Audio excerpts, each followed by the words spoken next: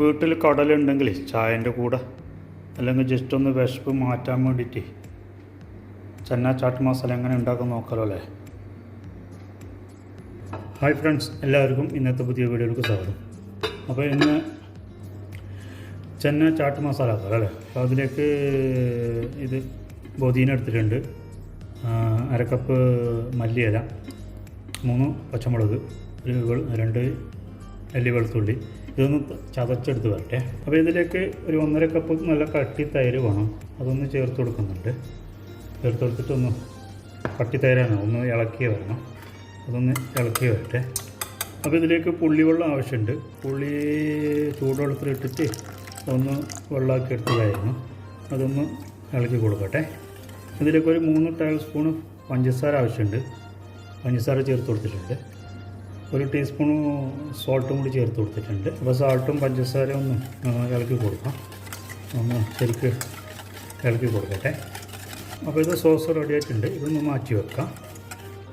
അപ്പോൾ ഇതിലേക്ക് കടല വേവിച്ച് ചേർത്ത് കൊടുക്കുന്നുണ്ട്.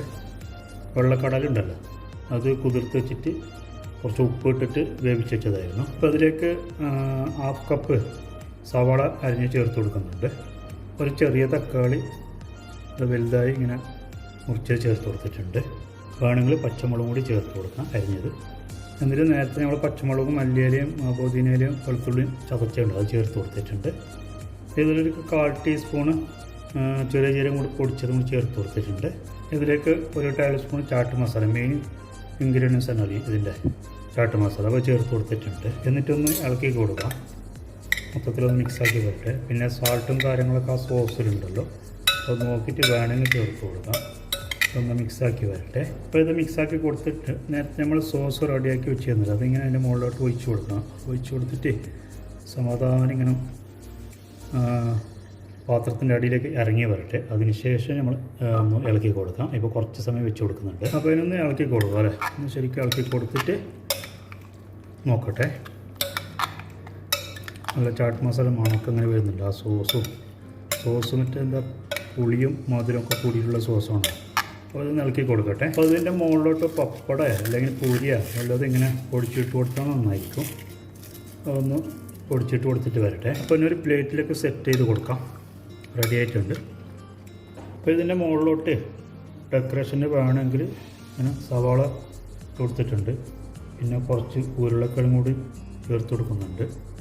ഉരുളക്കിഴങ്ങ് നേരത്തെ മിക്സ് ആക്കിയില്ല, അതുകൊണ്ട് കുറച്ച് കൂടുതൽ ചേർത്ത് കൊടുക്കാം. പിന്നെ കുറച്ച് തക്കാളി കൂടി ചേർത്ത് കൊടുക്കാം.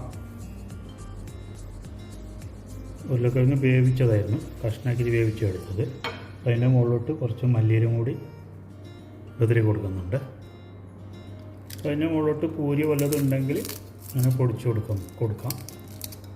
അപ്പോൾ അത് റെഡി ആയിട്ടുണ്ട്, ഒന്ന് മാറ്റി വെക്കാം അല്ലേ.